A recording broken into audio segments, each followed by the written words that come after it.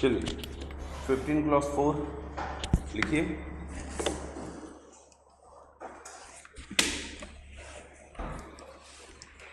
ये तो कल मैंने बताया था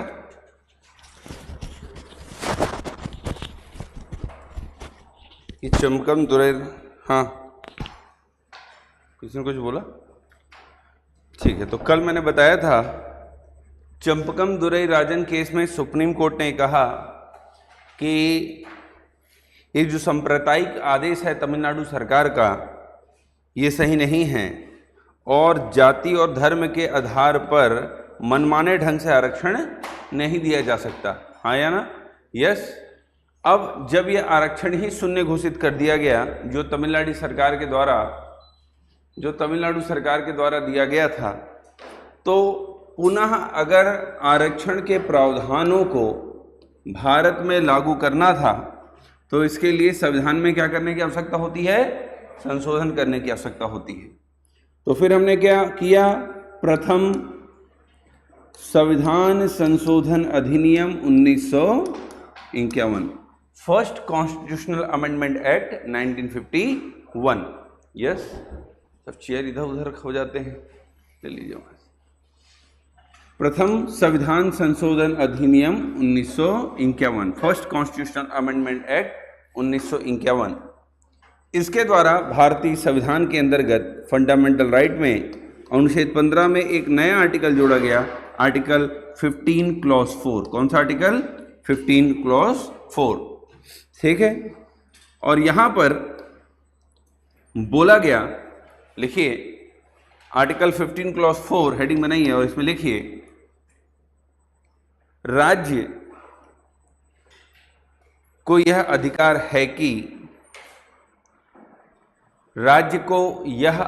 है कि वह सामाजिक एवं शैक्षणिक रूप से पिछड़े वर्गों को सामाजिक एंड शैक्षणिक रूप से पिछड़े वर्गों या अनुसूचित जाति एवं जनजाति के विकास के लिए, अनुसूचित जाति एवं जनजातियों के विकास के लिए विशेष उपबंध कर सकती है, विशेष उपबंध कर सकती है, विशेष उपबंध कर सकती है। इंग्लिश में लिखिएगा, the state is permitted to make any special provisions, the state is permitted to make any special provisions for the advancement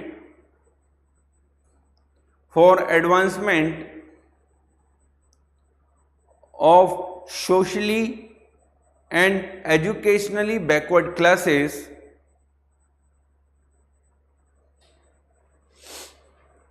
socially and educationally backward classes of citizens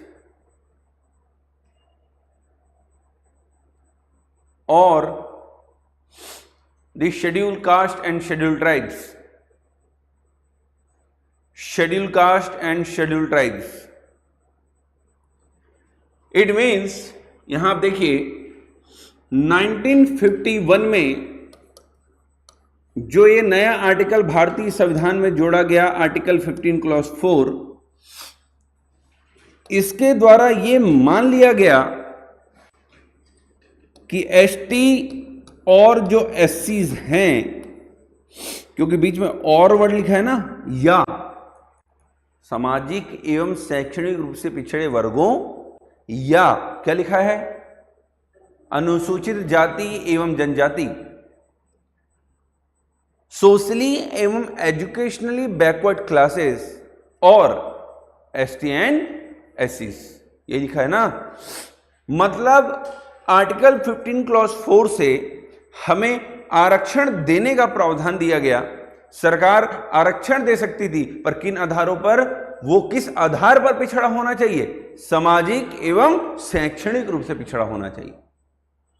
मतलब भारत में जो पहले रिजर्वेशन था, यस, मोदी सरकार के आने से पहले मोदी सरकार आई तो उन्होंने आर्थिक आधार पर भी आरक्षण चालू किया 10% ईडब्ल्यूएस के लिए। पर वो आरक्षण देने से पहले भारत में केवल किस आधार पर आरक्षण होता था? सोशली एवं एजुकेशनली बैकवर्ड क्लासेस। यस, जैसे आज कई लोग अपनी एक नई पार्टियां बनाते हैं और खड़े हो रहे हैं और ये कहते हैं कि भाई हमें पढ़ने नहीं दिया गया वगैरह वगैरह, हाँ है ना। हमें समाज में वो पर्टिकुलर पद नहीं प्राप्त हो पाया जो ब्राह्मण एवं क्षत्रियों एवं अन्य वर्गों को प्राप्त हुआ। इसी चीज की लड़ाई चल रही है। तो क्योंकि वो सामाजिक और शैक्षणिक रूप से क्या थे? पिछड़े थे। यस, एजुकेशन तो जरूरी है। और पहले के जमाने में ये देखा जाता है कि शिक्षा में भी कुछ चुनिंदा वर्गों का ही ज्यादा योगदान हुआ करता था और लोग शिक्षा में नहीं जुड़ पाते थे। यस, साथ ही साथ समाज में आप अगर हम 4 वर्णों में देखें तो ब्राह्मण, क्षत्रिय, वैश्य और उसके बाद कौन आता था? शूद्र। तो वर्ग विभाजन में भी, अगर वर्ण विभाजन में भी देखें तो वो अंतिम में आते थे। मतलब सामाजिक रूप से भी कैसे थे? पिछड़े थे। अब जब सामाजिक और शैक्षणिक रूप से वो पिछड़े हुए थे तो उनको ऊपर उठाना पड़ेगा कि नहीं उठाना पड़ेगा? तो उठाने के लिए उनके लिए कुछ विशेष उपबंध करने के अधिकार दिए जाने चाहिए कि नहीं? दिए जाने चाहिए। पर ये जो सामाजिक और शैक्षणिक रूप से पिछड़े वर्गों का कॉन्सेप्ट था, अब आज के भारत में बेसिकली अप्लाई नहीं होती, क्योंकि आज तुम सामाजिक और शैक्षणिक रूप से पिछड़े नहीं हो। आज का कॉन्सेप्ट अगर आप देखें तो अब मान लेते हैं कि एक व्यक्ति है, हाँ या ना, जो अत्यंत पिछड़े वर्ग से आता है, ऐसे वर्ग से आता है जो एसटी या एससी वर्ग में है, और मान लेते हैं कि जो उच्च वर्ग है वो उसके साथ भेदभाव कर रहा है, मान लेते हैं। अब वो जो व्यक्ति है, पिछड़ा व्यक्ति, वो बिलासपुर जिले का कलेक्टर बन जाता है। अब अगर बिलासपुर जिले का वो कलेक्टर बन गया तो क्या वो अब सच में सामाजिक और शैक्षणिक रूप से पिछड़ा रह जाएगा? नहीं। यस, अब उसको समाज में बहुत ऊपर वर्ग मिल गया। अब पुनः उस व्यक्ति को या उसके परिवार को आरक्षण देना कहां तक सही हो सकता है? यही तो सुप्रीम कोर्ट कह रही है।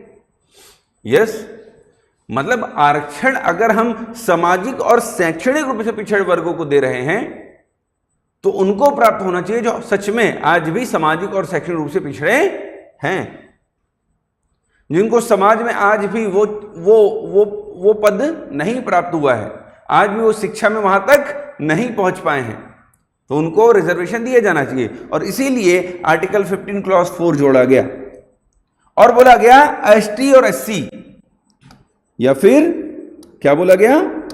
सोशली एंड एजुकेशनली, सामाजिक और शैक्षणिक रूप से पिछड़े वर्गों। मतलब ये मान लिया गया कि एसटी और एससी किस रूप से पिछड़े हुए हैं? सामाजिक एवं शैक्षणिक रूप से पिछड़े वर्ग हैं। ये डिफाइन कर दिया आर्टिकल 15 क्लॉज 4 ने कि एसटी और एससी सामाजिक एवं शैक्षणिक रूप से पिछड़े वर्ग हैं। क्लियर हो पा रहा है? और आर्टिकल 15 क्लॉज 4 के बाद ही भारत में प्रॉपर मैनर में क्या चालू हुआ? रिजर्वेशन का कॉन्सेप्ट। आ रहा समझ में? हाँ या ना? देखिए, पहले के जमाने में जब वर्ण व्यवस्थाएं थी तो वर्ण व्यवस्थाओं में अंतर तो दिखाई देता था, हाँ या ना?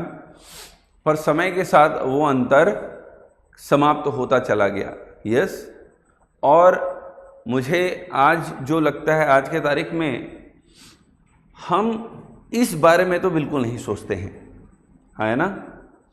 मेरे ही बहुत सारे ऐसे मित्र हैं, यस, हम लोग साथ रहते हैं, साथ खाते पीते हैं, साथ उठते हैं, यस, तो मेरे दिमाग में तो कभी नहीं आया कि वो सामाजिक या किस रूप से पिछड़ा हो सकता है।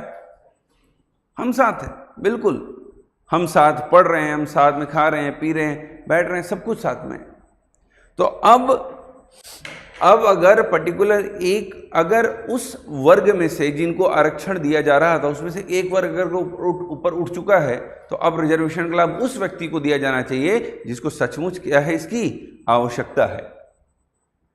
यस, क्लियर हो पा रहा है? आगे बढ़े, हाँ या ना।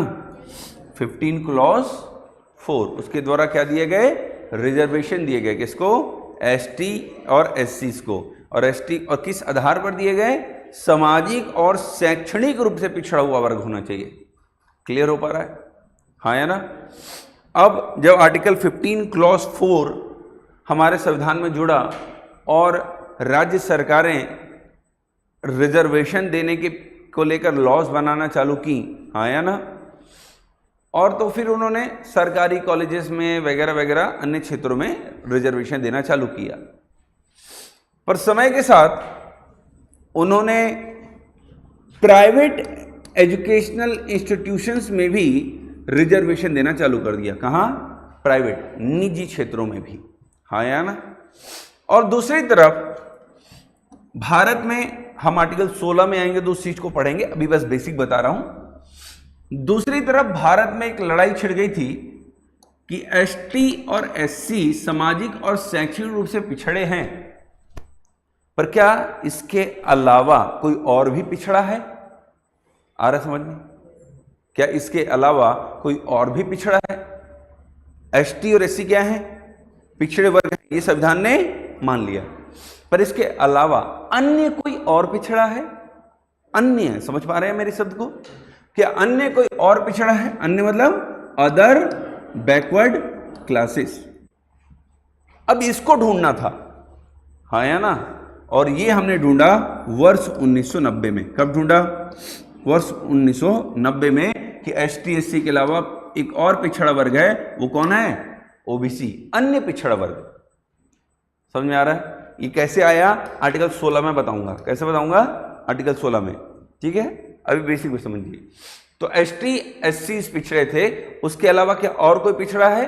तो 1990 में हमें पता चला कि अदर बैकवर्ड क्लासेस, हाँ या ना, जिनकी जनसंख्या करीब करीब 52% है इस देश में, वो भी पिछड़े वर्गों में आएंगे। किस में आएंगे? पिछड़े वर्ग में आएंगे। और उसने क्या कहा गया? Other backward classes. क्या कहा गया? Other backward classes. अब जब 1990 में अदर बैकवर्ड क्लास और एक बैकवर्ड क्लासेस, एक और पिछड़ा वर्ग हमें मिला, तो इनको, इनके रिजर्वेशन के लिए भी सरकारों ने प्रोविजंस करना चालू कर दिया।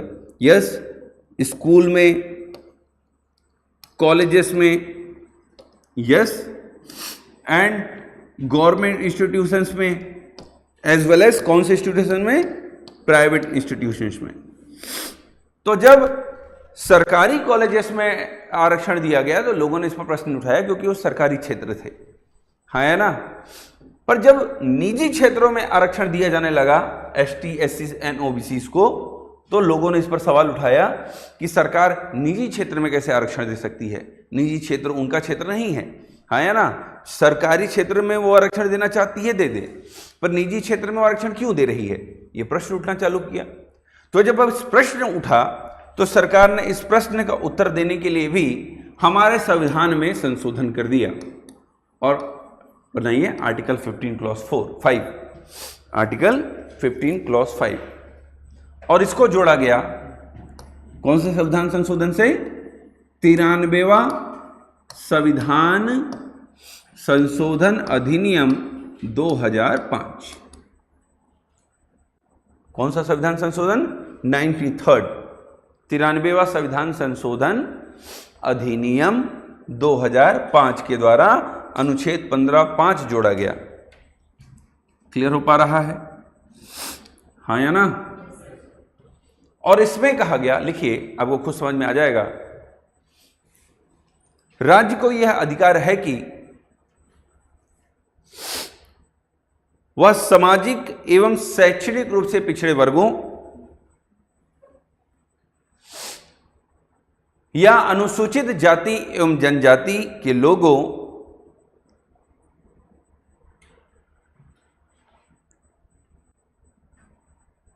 राज्य को यह अधिकार है कि वह सामाजिक एवं शैक्षणिक रूप से पिछड़े वर्गों या अनुसूचित जाति एवं जनजाति के लोगों के उत्थान के लिए शैक्षणिक संस्थाओं में प्रवेश के लिए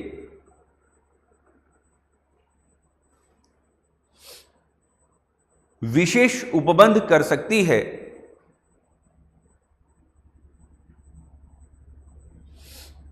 ये शैक्षणिक संस्थान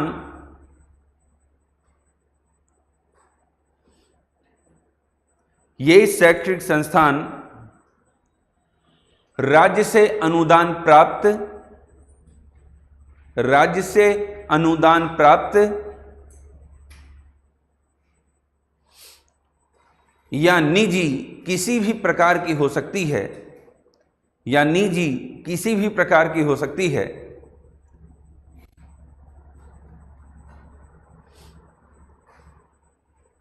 परंतु अल्पसंख्यक शैक्षणिक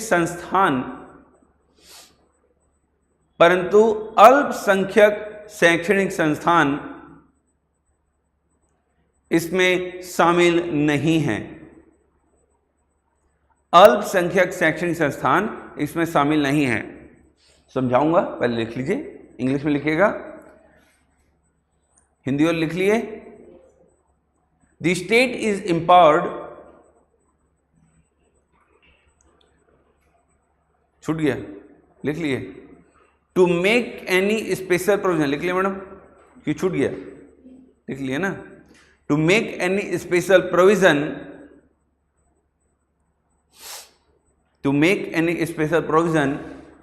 for the advancement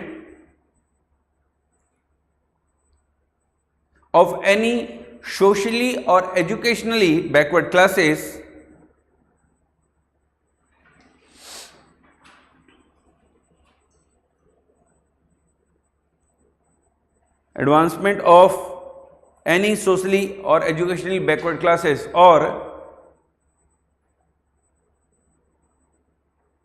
scheduled caste and scheduled tribes regarding the admission to educational institutions regarding their admission to educational institutions including private educational institution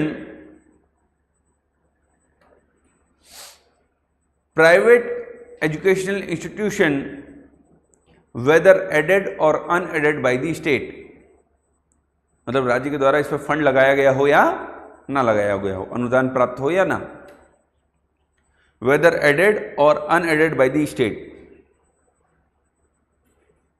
but except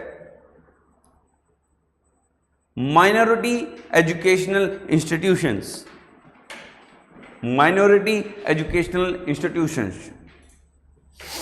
मतलब अनुच्छेद 15 क्लॉज 4 के माध्यम से सरकार ने या राज्य ने आरक्षण का प्रावधान कहाँ ले आया? निजी एजुकेशनल इंस्टीट्यूशन में भी ले आया। यस, जो पहले केवल कहाँ पर हुआ करती थी? सरकारी क्षेत्रों में, और जब निजी क्षेत्रों में उसे दिया जाने लगा तो उस पर क्या उठने लगे? प्रश्न। तो उस पर प्रश्न ना उठ सके, उस पर कोई क्वेश्चन मार्क ना उठा सके, इसलिए फंडामेंटल राइट में ही लिख दिया गया कि हम निजी संस्थानों में भी आरक्षण देंगे। आ रहा समझ में? क्लियर है? बट कहाँ नहीं देंगे? अल्पसंख्यक शैक्षणिक संस्थानों में। मतलब कैसे? मदरसाओं में, भाई सरकारी मदरसा भी चलती हैं, केवल प्राइवेट नहीं चलती हैं। वहां पर सरकार शिक्षकों को नियुक्त करती है। यस, मदरसाओं में या फिर क्रिश्चियन स्कूल्स, जैसे आप जाइए, यहाँ बृहस्पति बाजार है, यहाँ कहाँ, यहीं पे, यस बृहस्पति बाजार देखें ना, बृहस्पति बाजार जाइए, बाजार के सामने खड़े हुए, बाजार के सामने जस्ट एक मिशनरी स्कूल दिखाई देगा, वहां बड़े बड़े अक्षरों में लिखा हुआ है यह अल्पसंख्यक शैक्षणिक संस्थान है। यस, मतलब वो क्रिश्चियन वर्ग ने के द्वारा बनाया गया स्कूल है। किसके द्वारा? क्रिश्चियन। यस, क्योंकि मुस्लिम, क्रिश्चियन, पारसी, जैन, बौद्ध, ये सब किस में आते हैं भारत में? माइनॉरिटीज में। यस, तो इनके द्वारा चलाए जाने वाले एजुकेशनल इंस्टीट्यूशंस में किसी प्रकार का आरक्षण का प्रावधान नहीं किया जा सकता। समझ में आ रहा है? क्योंकि वो पहले से पिछड़े हैं, अल्पसंख्यक हैं, है ना, इसीलिए उनके लिए अलग एजुकेशनल इंस्टीट्यूशंस बनाया गया है। अनुच्छेद 30 के तहत हम पढ़ेंगे। अब अगर उनके एजुकेशनल इंस्टीट्यूशंस में भी हम आरक्षण का प्रावधान कर देंगे तो फिर उनका उत्थान कहां से होगा? यस, इसलिए उनके एजुकेशनल इंस्टीट्यूशंस में आरक्षण का प्रावधान नहीं किया गया है। यस, पर अब समय के साथ रिजर्वेशन के कॉन्सेप्ट्स को, है ना, एक सीमित लेवल पर लागू किया जाना चाहिए और उन क्षेत्रों में थोड़ा बहुत चीज़ों को मैनेज किया जाना चाहिए जहां पर टेक्नोलॉजी ज़्यादा है। यस, वो मेडिकल फील्ड हो या इस तरह के फील्ड हो या फिर रिजर्वेशन हो, तो अब क्रीमी लेयर का कॉन्सेप्ट होना चाहिए कि एसटी और एससी को आरक्षण मिल रहा है तो वहाँ क्रीमी लेयर हो। मीन्स एसटी एससी में जो अमीर वर्ग हैं, भाई किसी के पापा ऑलरेडी आईएएस हैं, आईपीएस हैं, किसी के पिताजी डिप्टी कलेक्टर हैं, डीएसपी हैं, तब उसके बच्चे को रिजर्वेशन की आवश्यकता क्यों होनी चाहिए? पर अगर कोई बच्चा गांव का है, कोई बच्चा आज भी पिछड़ा है, जिसके माता पिता आज भी एक सामान्य कार्य करके अपने बच्चे को पाल रहे हैं, तो उसके बच्चे को सचमुच आरक्षण दिया जाना चाहिए ताकि वो भी ऊपर उठ सके। हाँ या ना? यस, क्लियर हो पा रहा है? Article 15 clause 5। नेक्स्ट, फिर मोदी सरकार आ गई। कौन आ गई? मोदी सरकार अब की बार। यस, कल भी चुनाव ना हुए, कई जगह पर सरकारें बनी। बस यही कहूँगा, चुनाव आते जाते रहते हैं, चुनावों के कारण कभी भी आपसी संबंधों को खराब मत करना। यस, आपसी संबंधों को कभी खराब मत करना, किसी से नहीं। और खासकर पश्चिम बंगाल के लोगों को इस चीज़ को समझना चाहिए कि ठीक है किसी की भी सरकार बनी हो, पर आप जो आपसी संबंध है वहाँ पर उनको खराब नहीं करना चाहिए, क्योंकि सरकारें तो आती जाती रहती हैं। आप खुद देखेंगे कई बार कि एक सरकार दूसरे से लड़कर सरकार बनाती है, पर 4-5 साल बाद पता चलता है कि दोनों एक हो गए। हाँ या ना? बीजेपी और जेडीयू एक समय एक थे, फिर अलग हो गए, फिर एक हो गए। हाँ या ना? जब अलग हुए तो दोनों एक दूसरे को गरियाने लगे, लोग गरियाने लगे, उनके पार्टी के लोग गरियाने लगे, फिर एक हो गए, फिर बड़ाई करने लगे। जम्मू कश्मीर में बीजेपी ने महबूबा मुफ्ती की पार्टी के साथ मिलकर सरकार बनाई, तब तक उनकी पार्टी में कोई कमी नहीं थी। यस, फिर जब वो अलग हो गए तो एक दूसरे को गरियाने लगे। तो राजनीति एक ऐसी चीज होती है जिसमें कौन कब किसके साथ खड़ा हो कोई नहीं जानता। हाँ या ना? यस, कि देखिए जो टीएमसी छोड़कर ही बीजेपी में आया वो आज बीजेपी जीत गया, अब मुख्यमंत्री बनने वाला है, कौन जानता था? वो एक समय सबसे खास व्यक्ति माने जाते थे ममता बनर्जी के। तो राजनीति ऊपर के लेवल पर होने दीजिए, जमीन स्तर पर आप केवल मजे लीजिए, आपस में लड़ाई मत करिए, इंजॉय करिए राजनीति को। देखिए क्या चल रहा है, ठीक है भाई इसकी सरकार बनी, बहुत अच्छा, हम इसको सपोर्ट करते हैं, बन गया, ठीक है, बहुत बढ़िया। और उससे मतलब ये नहीं कि आप किसी अन्य पार्टी के व्यक्तियों से लड़ने भिड़ जाएं बैठे बैठे। कोई शादी पार्टी में बैठे हैं, आपस में बातचीत में लड़ गए, हाँ है ना? ये चीज़ नहीं होनी चाहिए। हमेशा अपने शब्दों को न्यूट्रल रखिए कि आपको कभी सामने वाला फील ना कर पाए कि आप किस पार्टी से आते हैं, है ना? चलिए फिर मोदी सरकार आ गई। मोदी सरकार ने एक नया आर्टिकल जोड़ा, आर्टिकल 15 क्लॉज 6। कौन सा article? 15 clause 6। Yes, 15 clause 6।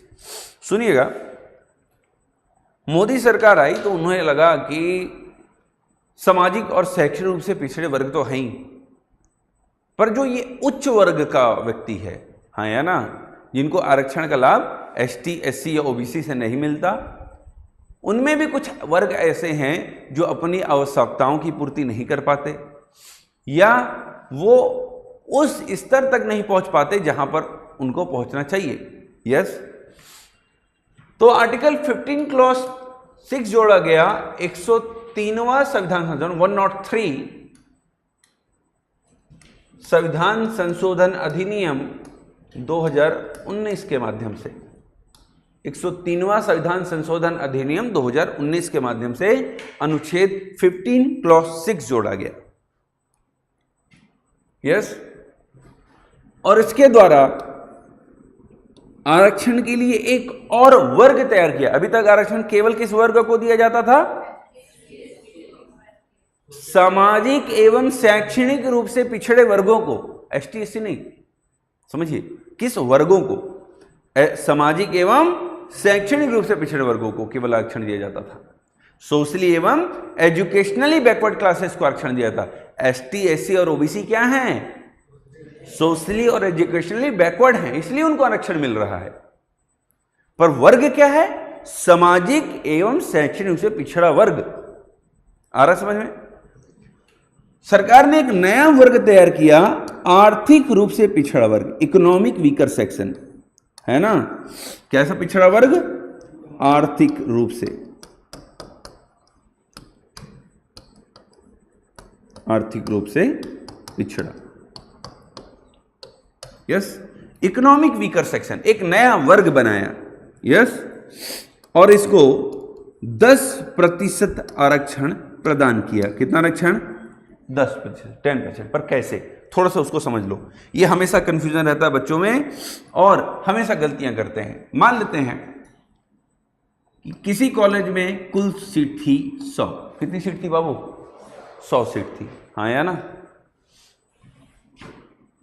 Reservation का कॉन्सेप्ट एक कहता है कि रिजर्वेशन की जो लिमिट होनी चाहिए वो कितनी होनी चाहिए? 50%। 50% से अधिक आरक्षण नहीं हो सकता, हाँ या ना। ये सुप्रीम कोर्ट का जजमेंट है, हम आर्टिकल 16 में पढ़ेंगे इस चीज को, ठीक है। बस अभी इतना समझ लीजिए कि आरक्षण का जो कॉन्सेप्ट है वो कितना होना चाहिए? 50% होना चाहिए। इसमें सभी वर्ग शामिल होंगे।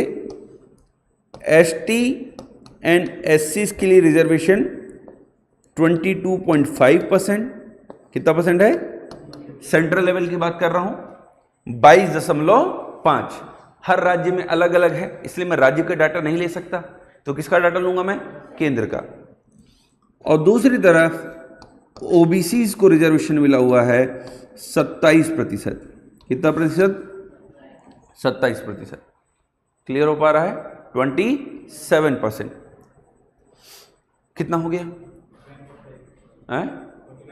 49.5।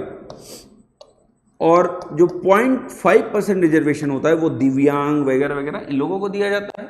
दिव्यांग समझते हैं?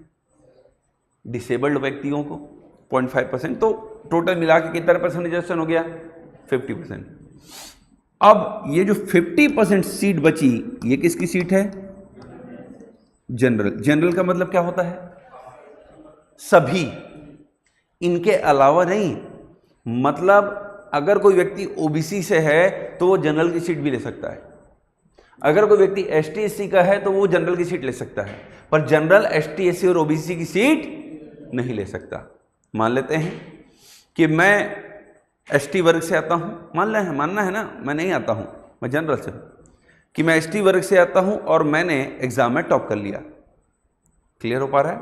अब मैंने अगर एग्जाम में टॉप कर लिया तो अब मैं एसटी वर्ग की सीट नहीं पाऊंगा, मैं किसकी सीट ले लूंगा?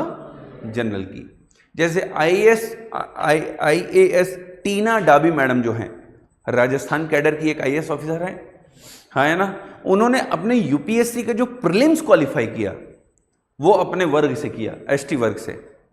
पर उन्होंने मेंस बहुत अच्छा लिखा, इंटरव्यू अच्छा दिया, तो उनके मार्क्स बहुत ज़्यादा बने, और मार्क्स बहुत ज़्यादा बने तो वो यूपीएससी टॉप कर गई। तो उनको कौन सी सीट मिल गई?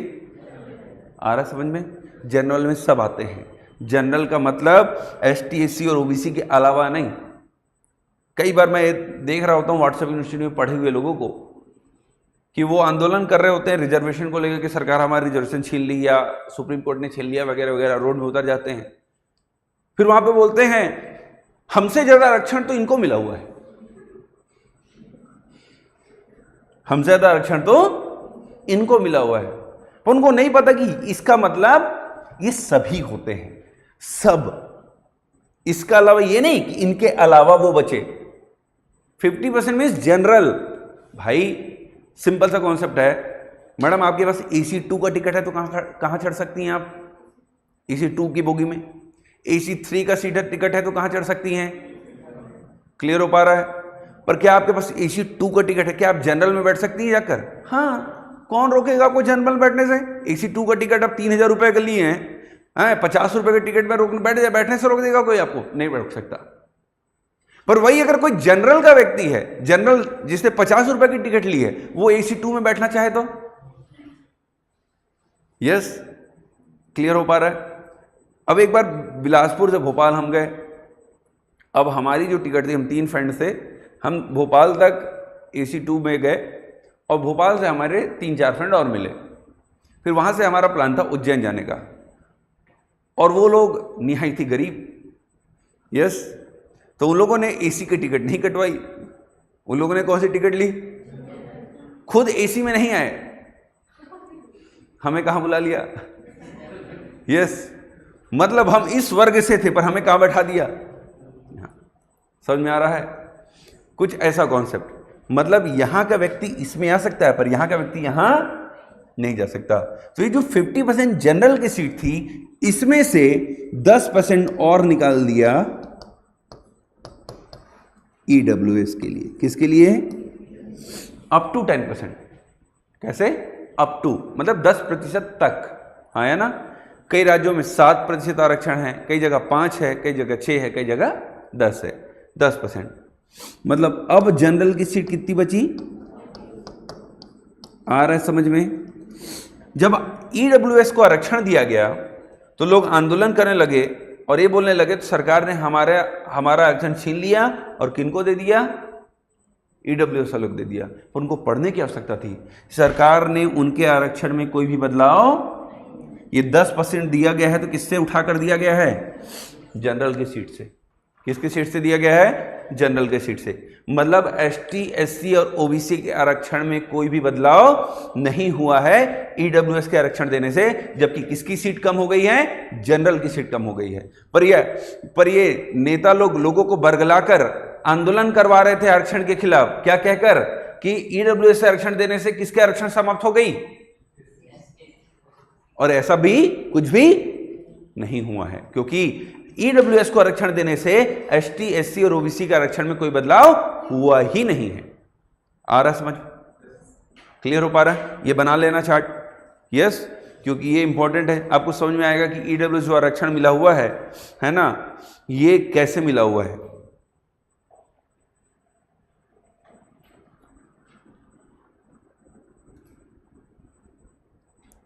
सबसे टफ लगता है मुझे आर्टिकल 15 और 16 पढ़ाना, क्योंकि इसमें रिजर्वेशन में घुसना पड़ता है।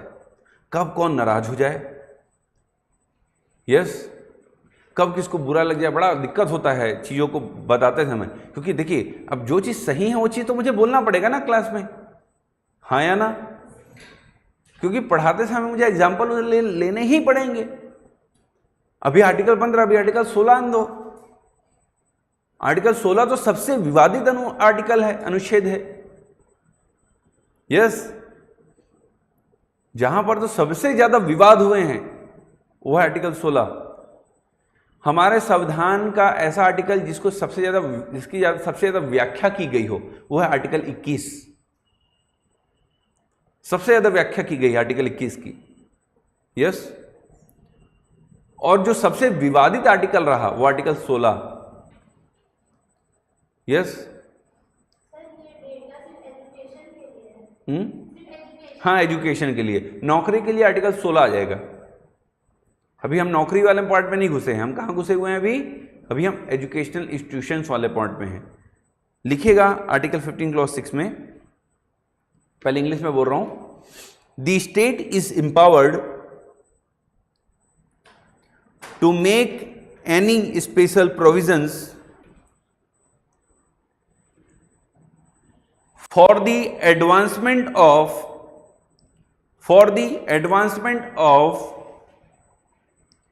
any economically weaker sections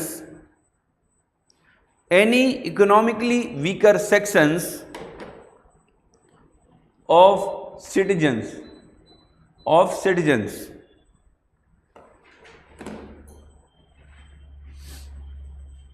yes, आगे लिखिए। The state is allowed to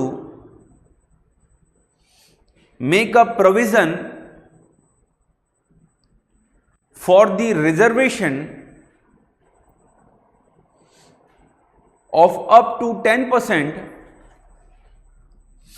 of seats,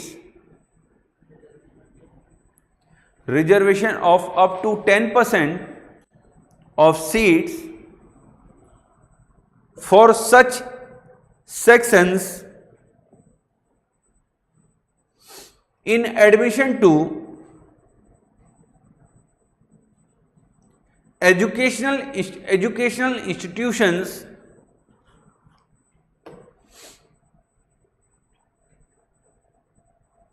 including the private educational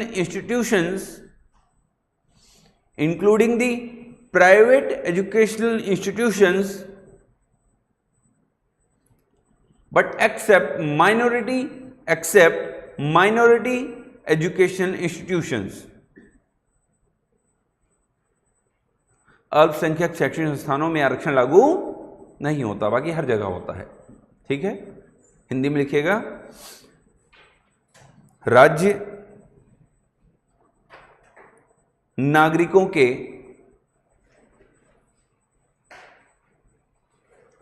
किसी भी आर्थिक रूप से कमजोर वर्गों के उन्नति के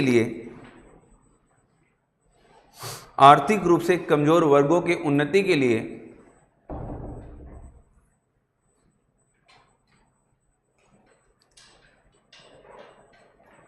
विशेष प्रावधान करने का अधिकार है।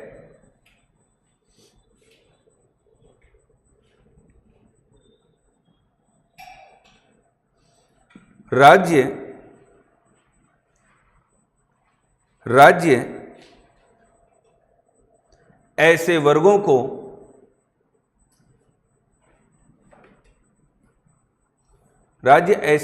के लिए शैक्षणिक संस्थानों में 10% तक के आरक्षण का प्रावधान कर सकती है,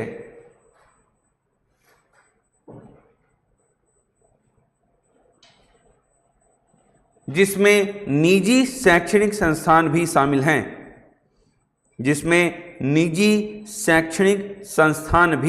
हैं।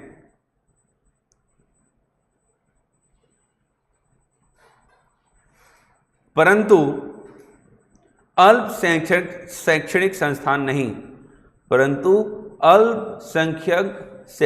संस्थान नहीं।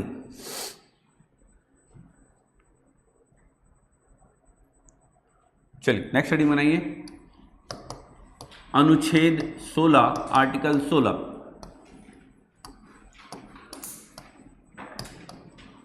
अनुच्छेद 16 ये आर्टिकल 16 और हेडिंग बनाइएगा, इसमें हेडिंग बनाइएगा लोक नियोजन में अवसर की समानता, equality of opportunity in public employment.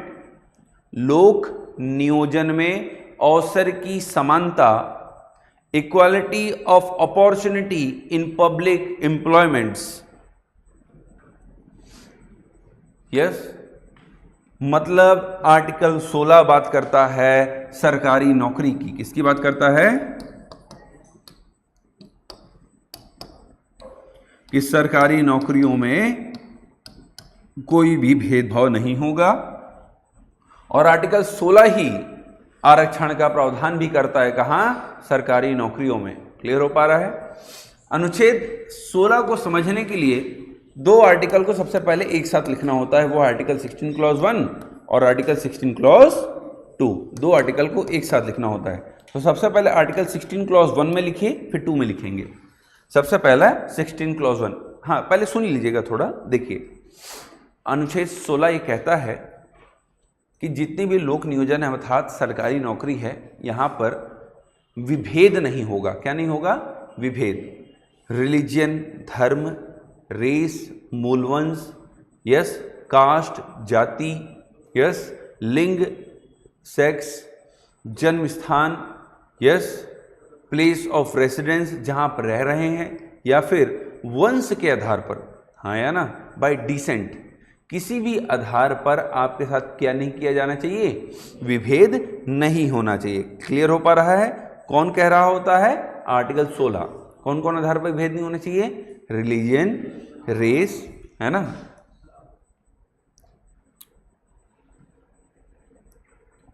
Article 16 कहता है कि religion, race, caste, sex, place of birth, place of residence और डिसेंट के आधार पर, है ना।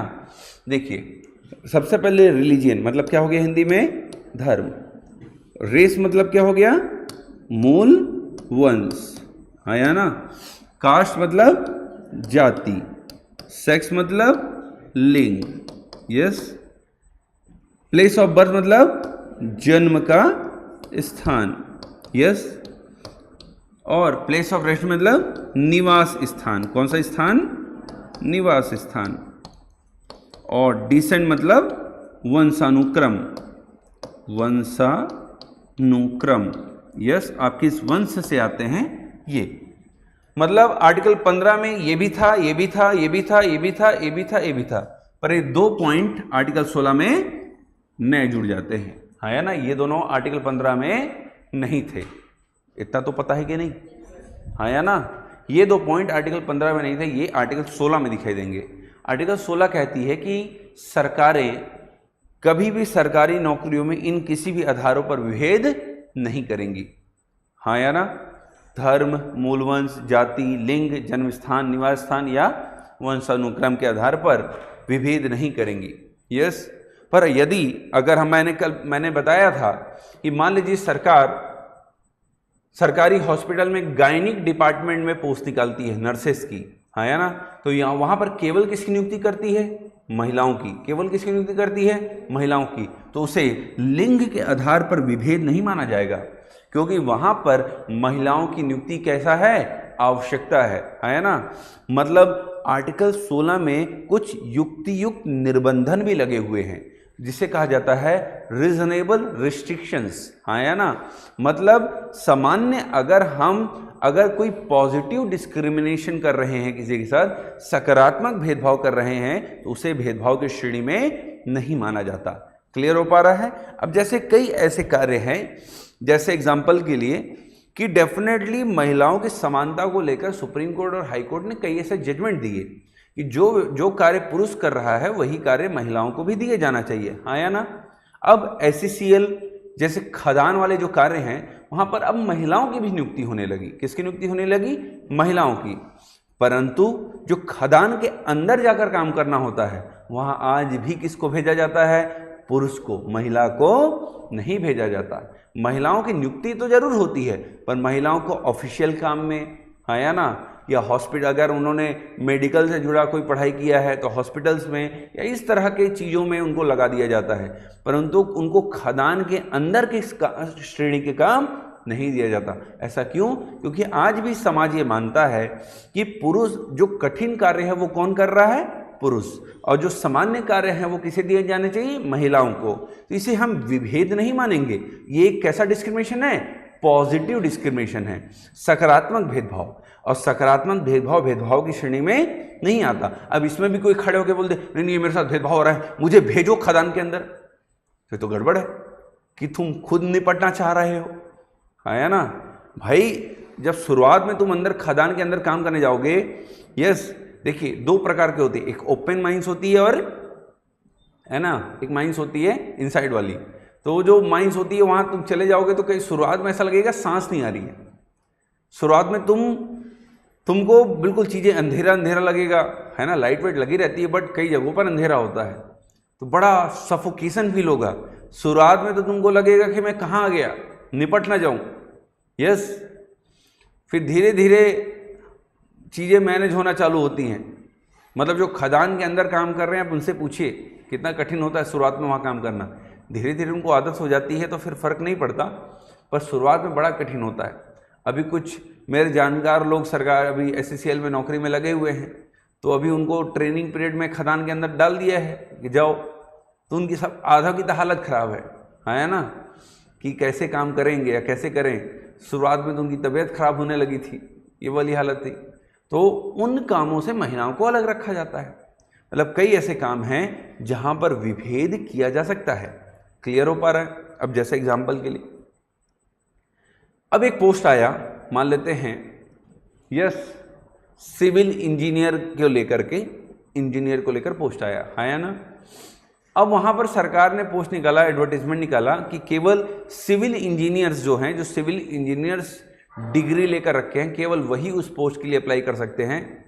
तो क्या सरकार सच में विभेद कर रही है? नहीं, क्योंकि सरकार किस आधार पर विभेद कर रही है? क्वालिफिकेशन के आधार पर, क्योंकि उस पोस्ट के लिए कौन सी क्वालिफिकेशन चाहिए थी? यस, और जो सिविल इंजीनियर्स हैं केवल वही उस पोस्ट के लिए भर सकते हैं। अब पता चल रहा है ये पढ़कर आए हैं नर्सिंग और ये बोल रहे नहीं मुझे भी फॉर्म भरने दो, तो ऐसा नहीं हो सकता, है ना, क्योंकि उन आधारों पर सरकार विभेद कर सकती है। क्लियर हो पा रहा है ना। लिखिए आर्टिकल 16 क्लॉज 1, सबसे पहले 16 क्लॉज 1 लिखिए। इंग्लिश में बोल रहा हूं, equality of opportunity, equality of opportunity for all citizens in matters of employment or appointment, equality of opportunity for all citizens in matters of employment or appointment to any office under the state, to any office under the state। राज्य के अधीन किसी पद पर, हिंदी में लिखिए, राज्य के अधीन किसी पद पर नियोजन या नियुक्ति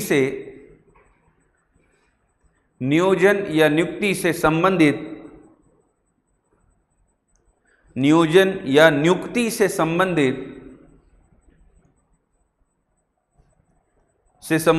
विषयों में सभी नागरिकों को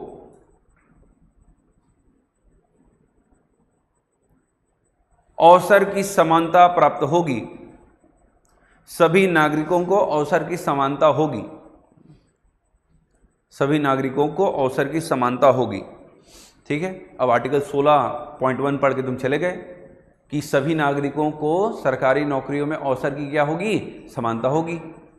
फिर तुमने यूपीएससी प्रीलिम्स दिया, प्रीलिम्स नहीं निकला और फिर मेंस का एग्जाम आ गया तो तुम सुप्रीम कोर्ट चले गए। देखो आर्टिकल 16.1 कह रहा था कि अवसर की समानता होगी, पर मुझे मेंस देने दिया जा रहा है। भाई अवसर की समानता दी गई कि नहीं दी गई? आर्टिकल जब तुमने प्रीलिम्स दिया, प्रीलिम्स सबको देने दिया गया कि नहीं दिया गया? अब जो लोग क्वालिफाई किए मेंस के लिए उन सभी को मेंस देने दिया गया, नहीं देने गया? अब जो लोग इंटरव्यू के लिए क्वालिफाई होंगे उन्हीं को इंटरव्यू में बुलाया जाएगा ना, कि नहीं तुम प्रीलिम्स में नहीं निकाले और तुमको इंटरव्यू बुला ले। यहां पर समानता लागू नहीं होती। समानता वहां पर लागू होती है एक समान लोगों के लिए एक समान कानून। क्लियर हो पा रहा है? और असमान लोगों के लिए असमान कानून। क्लियर है? Next 16 clause 2, 16 clause 2।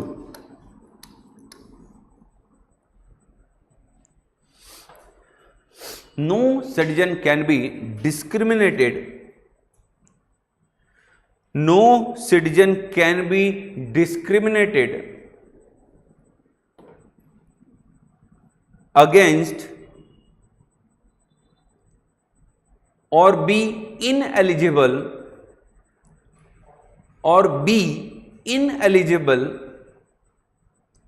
for any employment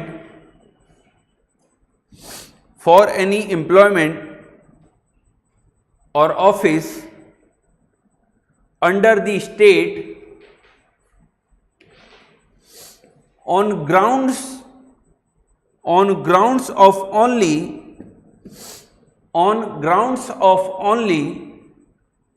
only को अंडरलाइन कर लीजिएगा, religion, race, caste, sex, descent, place of birth and place of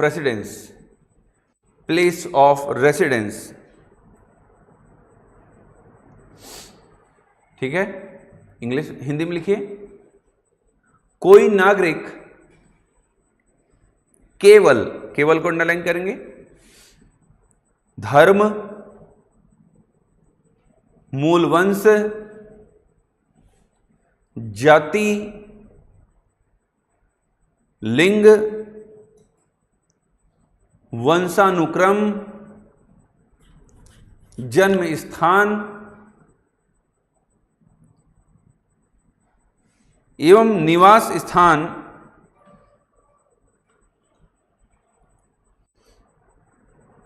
के आधार पर राज्य के अधीन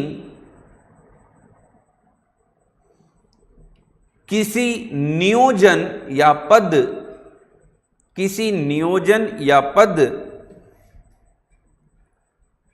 के संबंध में अपात्र नहीं होगा या उससे विभेद नहीं किया जाएगा,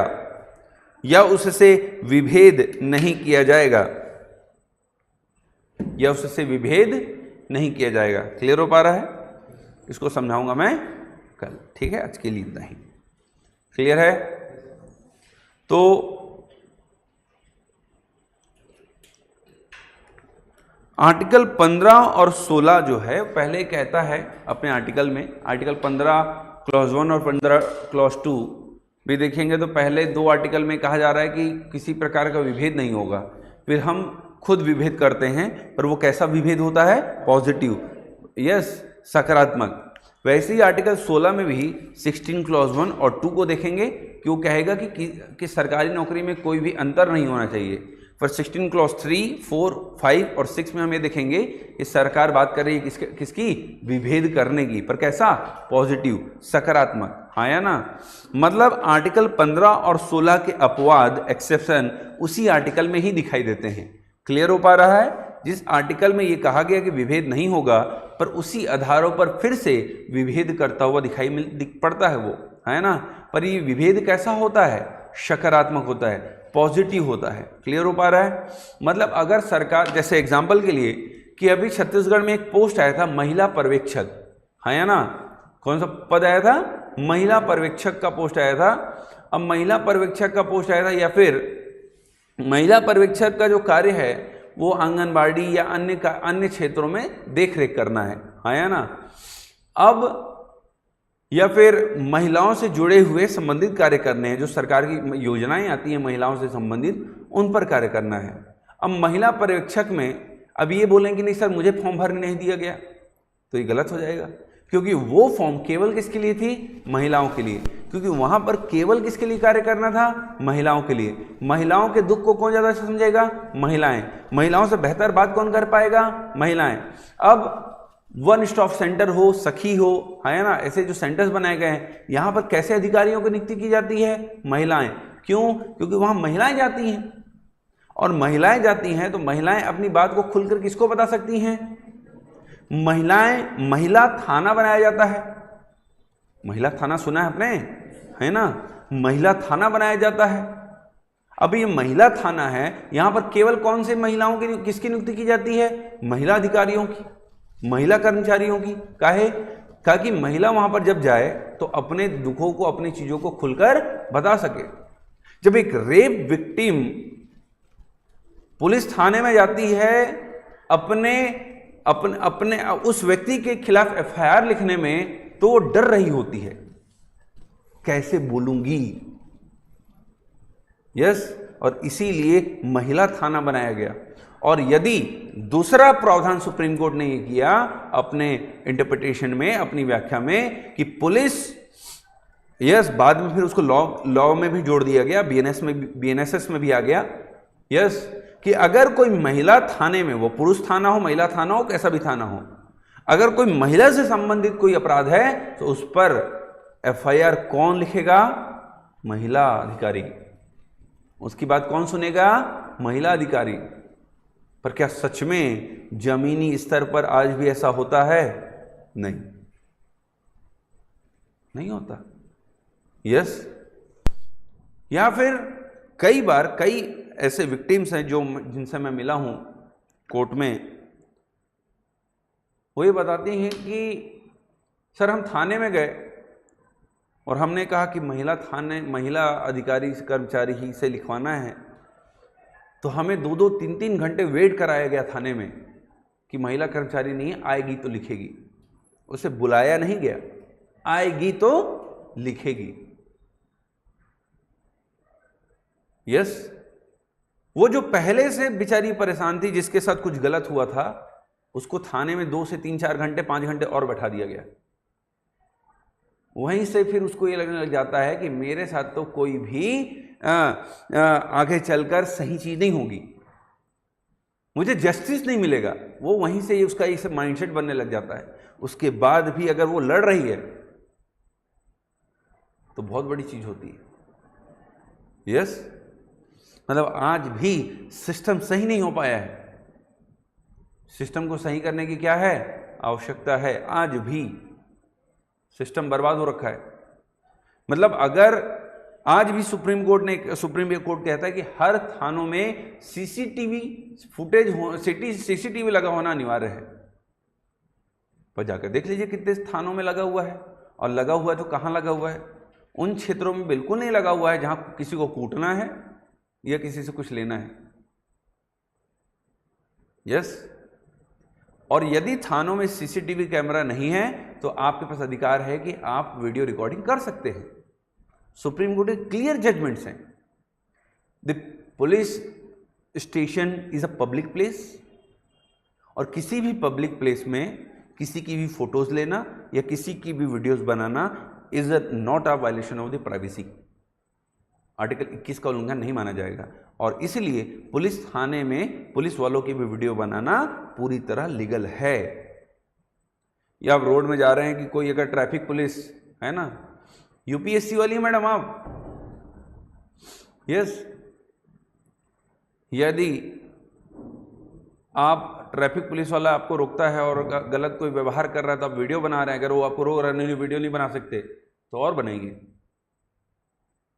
क्योंकि उसको रोकने का बिल्कुल भी अधिकार नहीं है। इवन जजमेंट्स तो ये तक आए हैं कि अगर पब्लिक प्लेस में कोई व्यक्ति वीडियो बना रहा है जिसपे किसी महिला की भी फुटेज आ जाती है तो महिला ये नहीं कह सकती कि ये मेरी प्राइवेट फोटोज़ हैं या प्राइवेट वीडियोज़ हैं, वीडियोज़ नहीं बन सकती हैं। वो पब्लिक प्लेस है, वहाँ बनाई जा सकती है, क्योंकि पब्लिक प्लेसेस में अगर सीसीटीवी में आप आ सकते हैं तो कैमरा में भी आ सकते हैं। सिंपल सा कॉन्सेप्ट है, हाँ या ना। तो अगर कभी पुलिस आपको रोकती है, हाँ या ना, अगर आपको कभी ट्रैफिक पुलिस वगैरह रोकती है तो आप डेफिनेटली वहाँ पर जाकर क्या बना सकते हैं? वीडियोज़ बना सकते हैं, क्योंकि वो एक ऐसा प्लेस है, पब्लिक प्लेस। पब्लिक प्लेस में वीडियोस बनाने को लेकर कोई भी आपको नहीं रोक सकता। बाकी रोके तो मुझे फ़ोन करिए, है ना। चलिए।